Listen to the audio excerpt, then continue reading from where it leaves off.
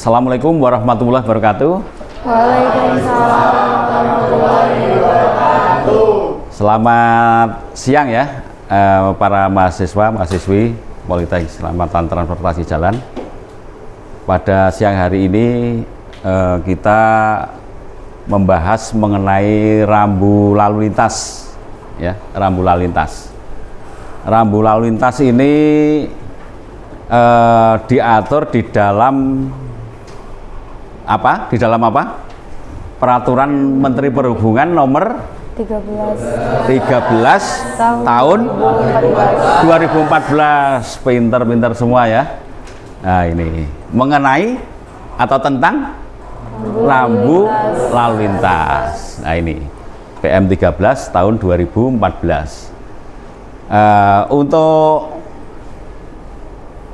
lebih aktifnya para mahasiswa-mahasiswi, maka silahkan nanti saya tunjuk ya 2 orang untuk maju ke depan. Yang satu menjelaskan mengenai rambu lalu lintas, yang satunya membantu untuk menayangkan PPT-nya ya. Ya, untuk itu ini yang dekat saja lah, yang dekat ini. Untuk presentasi saya minta Saudari Alia. Saudari Alia untuk menerangkan rambu lalu lintas, dan Saudara Arya untuk menayangkan PPT-nya. Silahkan untuk maju. Ya. Jadi rambu itu nanti jenisnya apa saja, ini tolong diperhatikan ya. Jadi penting sekali soalnya ini bagi mahasiswi PKTJ harus tahu mengenai rambu. Ya, silahkan dimulai saja. Saudari Alia, ya silakan. Assalamualaikum warahmatullahi wabarakatuh. Waalaikumsalam warahmatullahi wabarakatuh. Izin Bapak, izin rekan-rekan, izin memperkenalkan diri. Saya Alia Syawal Nazila dari kelas RSTJD, ingin memaparkan sebuah rambu-rambu lalu lintas.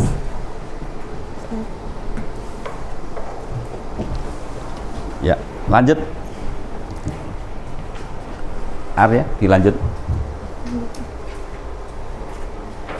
Jadi rambu-rambu lalu lintas ini ada jenis dan fungsinya. Jenisnya yaitu rambu peringatan, rambu larangan, rambu perintah, dan rambu petunjuk. Di sini telah dipaparkan apa itu tentang jenis-jenis dan fungsi rambu lalu lintas. Yang pertama itu ada rambu peringatan. Rambu peringatan adalah rambu yang digunakan untuk menyatakan peringatan bahaya atau tempat berbahaya pada jalan di depan pemakai jalan. Yang kedua ada rambu larangan, yaitu rambu yang digunakan untuk menyatakan perbuatan dan dilarang dilakukan oleh pemakai jalan, biasanya berwarna merah. Yang ketiga ada rambu perintah. Rambu perintah yaitu rambu yang digunakan untuk menyatakan perintah. Yang keempat ada petunjuk, yaitu rambu yang digunakan untuk menyatakan petunjuk mengenai jurusan, jalan, situasi, kota, tempat, pengaturan, fasilitas, dan lain sebagainya bagi pemakai jalan. Ya, stop. Ya, jadi yang perlu dipahami ya untuk para mahasiswa, mahasiswi. Jadi rambu itu ada 4 jenis, itu harus hafal ya, yaitu pertama rambu peringatan, kedua rambu larangan, ketiga rambu keempat rambu petunjuk ya, itu harus hafal betul ya. Oke, untuk lebih bersemangat lagi, maka untuk Saudari Alia ya, silahkan untuk kembali ke tempat. Selanjutnya untuk saudari siapa ini? Ya, kamu melanjutkan? Siapa Pak? Ya. Revi ya, oke Revi, langsung maju, lanjutkan. Ya, nah ini nanti lebih detail lagi nih. Ya, rambu peringatan itu seperti apa? Rambu larangan seperti apa? Rambu perintah seperti apa? Rambu petunjuk seperti apa? Silakan. Siap. Ya. Izin Bapak, untuk rambu peringatan ada Penempatan rambu biasanya ditempatkan sekurang-kurangnya pada jarak 50 meter atau jarak tertentu sebelum tempat bahaya dengan memperhatikan kondisi sekitar. Kemudian dapat dilengkapi dengan papan tambahan dan untuk warnanya warna dasar kuning dengan lambang atau tulisan warna hitam. Kemudian dapat berulang sesuai kebutuhan dan bentuk umumnya belah ketupat. Oh ya. Oke. Silahkan kembali. Siap. Kamu tunjuk siapa? Taruna tapi mahasiswa lah. Siap. Ya. Izin Pak. Nunjuk siapa? Arman Pak. Arman. Silakan Arman. Dapat hadiah untuk melanjutkan. Ya, rambu yang kedua.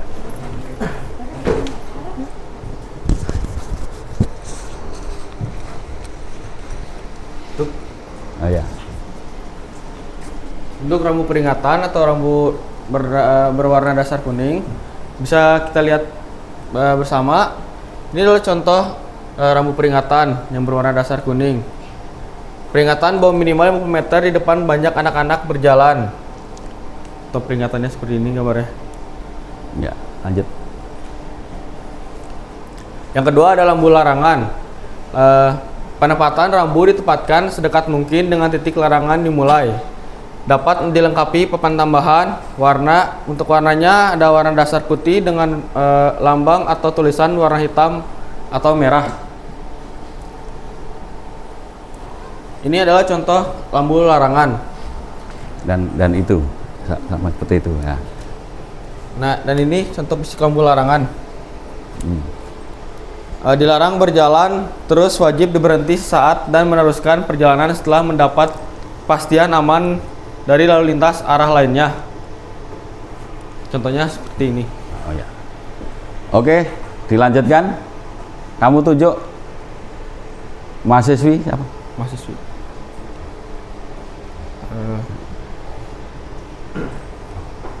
Indrasti Widat. Iya, silakan. Ya. Ya, biar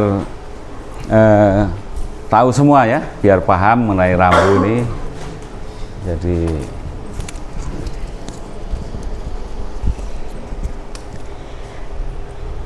baik Pak, izin memperkenalkan diri. Nama taruna remaja Indrasti Widat Najiba. Baik, di sini saya akan menjelaskan rambu perintah. Yang pertama, penempatan rambu ditempatkan sedekat mungkin dengan titik kewajiban dimulai. Lalu ada DPT dilengkapi papan tambahan. Lalu ada warna. Jadi warna dasarnya itu adalah biru dengan lambang atau tulisan warna putih serta merah untuk garis serong sebagai batas akhir perintah. ya, ini rambu perintah ya, warna dasarnya biru dengan lambang berwarna putih. Oke, lanjut. Silahkan Mbak. Ini untuk perintah sudah ini ya. Ini di bundaran ini yang sering dipasang ya di bundaran. Siapa? Kalau ada rambu seperti ini artinya pemakai jalan harus memutar dulu kalau ya akan mencari arah yang lain ya. Memutar bundaran dulu, dilarang untuk langsung belok kanan ya, seperti itu ya. Siap. Jadi harus memutar dulu. Siap. Oke, untuk selanjutnya silahkan saya beri kesempatan untuk menunjuk ya Siap. taruna ya, mahasiswa. Mahasiswa Faisal, Pak. Faisal mana Faisal? Siap. Ayo Faisal. Nah, silahkan maju ke depan. Ya, kamu kembali. Kasih.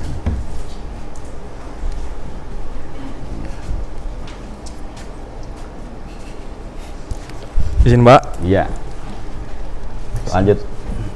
Baik, bisa dilihat di sini di depan ada keterangan rambu petunjuk. Baik, penempatan rambu petunjuk ini sedemikian rupa sehingga mempunyai daya guna sebesar-besarnya dengan memperhatikan keadaan jalan dan kondisi lalu lintas. Dapat dilengkapi papan tambahan untuk menyatakan jarak dan dapat berulang sesuai kebutuhan. Untuk warnanya sendiri, rambu petunjuk yang menyatakan tempat fas umum, batas wilayah daerah, situasi jalan, rambu berupa kata-kata serta tempat khusus berwarna dasar biru. Lalu rambu penunjuk pendahulu jurusan dan rambu penegasan jurusan yang menyatakan penunjuk arah dan nama jalan berwarna dasar hijau dengan lambang atau tulisan warna putih. Lalu rambu petunjuk jurusan kawasan dengan objek wisata dengan warna dasar coklat dengan lambang atau tulisan berwarna putih.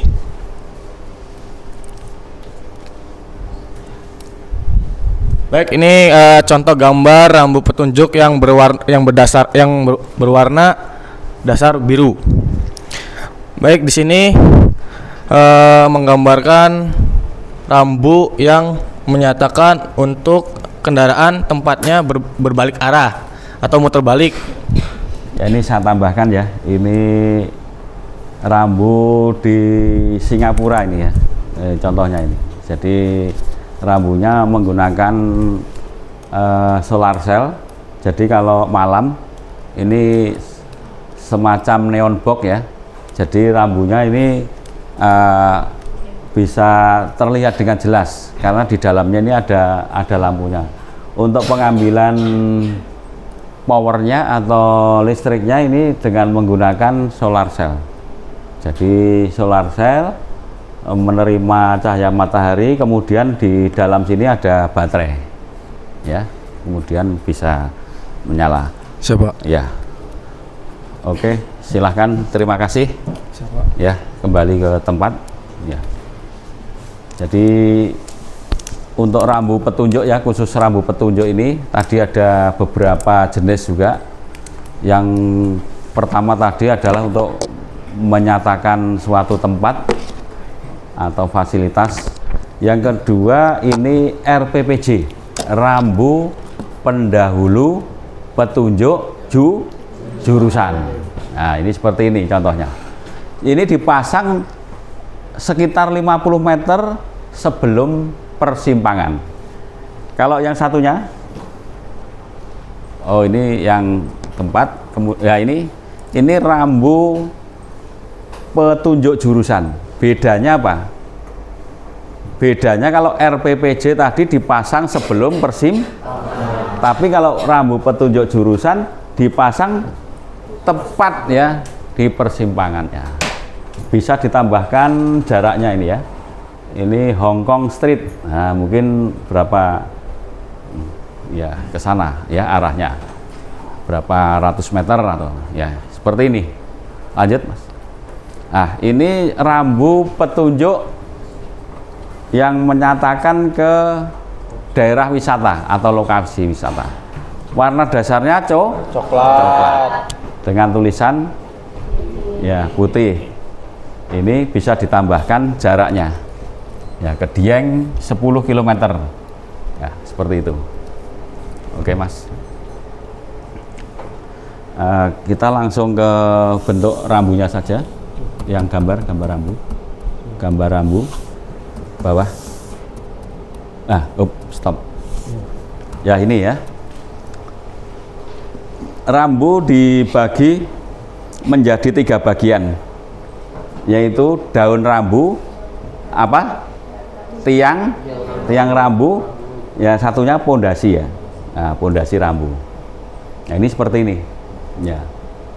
Ini daun rambu bahannya seperti ini. Nah, bisa dari ini ya, bisa dari logam, bisa dari non logam ya.